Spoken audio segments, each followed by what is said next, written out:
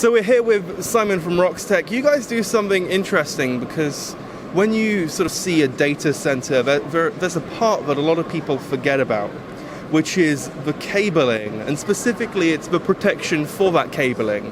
So what is it that you guys do specifically? So specifically we make modular cable sealing systems. It's all centered around this. A little blue piece of rubber with adaptable layers to suit the size of the cables, and then it goes into a frame.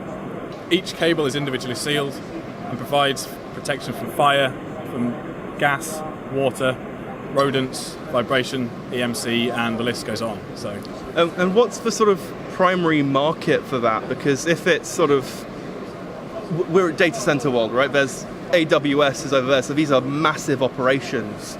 Do you see many sort of less data center, but more sort of like server rack within an office use cases? Yeah, that's also the case. I mean, the more industrial solutions I was saying about just then are for the exterior walls. We also do smaller solutions and more cabinet-based solutions for lighter IP ratings or ingress protection. Yep.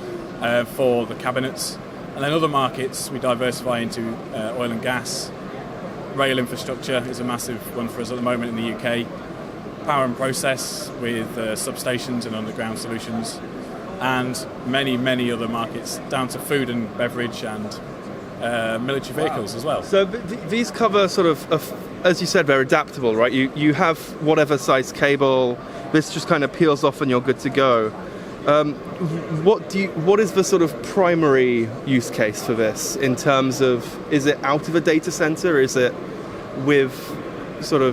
is it just within a server itself, or is it? So yeah, specifically to data centers, our largest application is the incoming cables.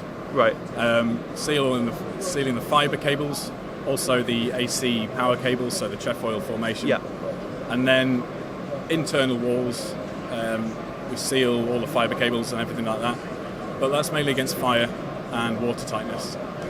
What we're trying to get across today is the air tightness of our seals, so that then they can cut down on the HVAC systems and the cycles of all the motors and the equipment they use on there. So.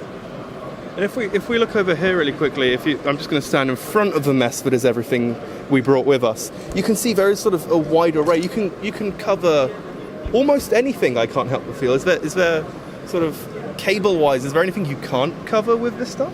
No. We also seal pipes, massive pipes.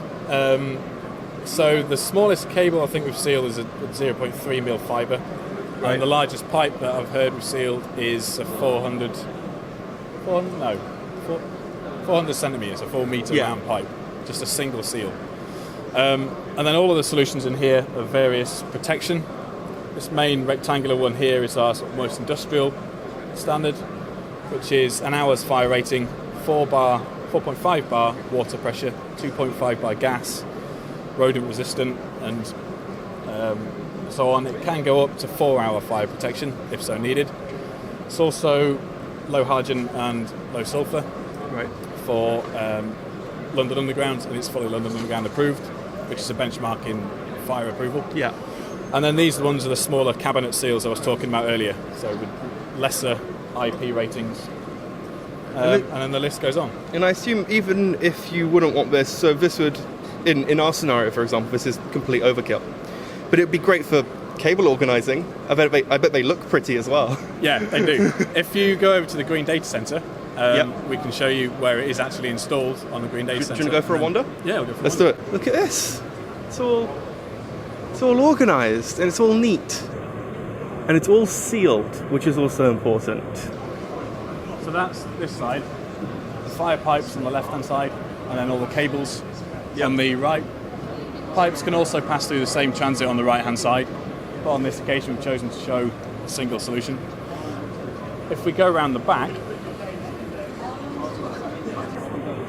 we'll see it feeds directly into the cable tray. And then it goes off and around, so if needed, if there's cables coming down further all the way to the bottom of the transit, you can just lower the cable transit, take it up and away.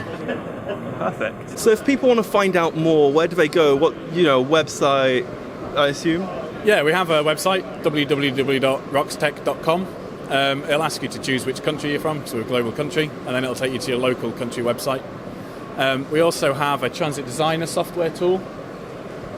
Yes, I noticed this. I was going to ask because it looks cool, and if you then sort of have it, if you have it all set up and installed, that's also a really useful guide for what does what. It's right? all cloud-based, so there's no need to install any software. So you don't need to go and nag your IT people to get it installed. You can use it straight off our website. You can put in all your cable requirements that you have, even copy and paste your own cable schedules, and then it automatically allocates a module. Right. And then puts it in, and you can just click the auto place all, and it fills the transit. And then produce manufacturers approved PDFs, step files to drop and drag into 3D software, and DXF files as well as bill of materials and all the paperwork you need. Yeah. Perfect stuff. So go check out roxtec.com. Woo! Nailed it. Also works, .co. so you can go there. Roxtec.anything apparently. Or .en or .nl. Anywhere you live, there's Roxtec. Just do .com. Trust me, it's a better idea. just do it. Thank you so much for your time. No problem. And best of luck. Thank you very much. Thank you. Best of luck to you too.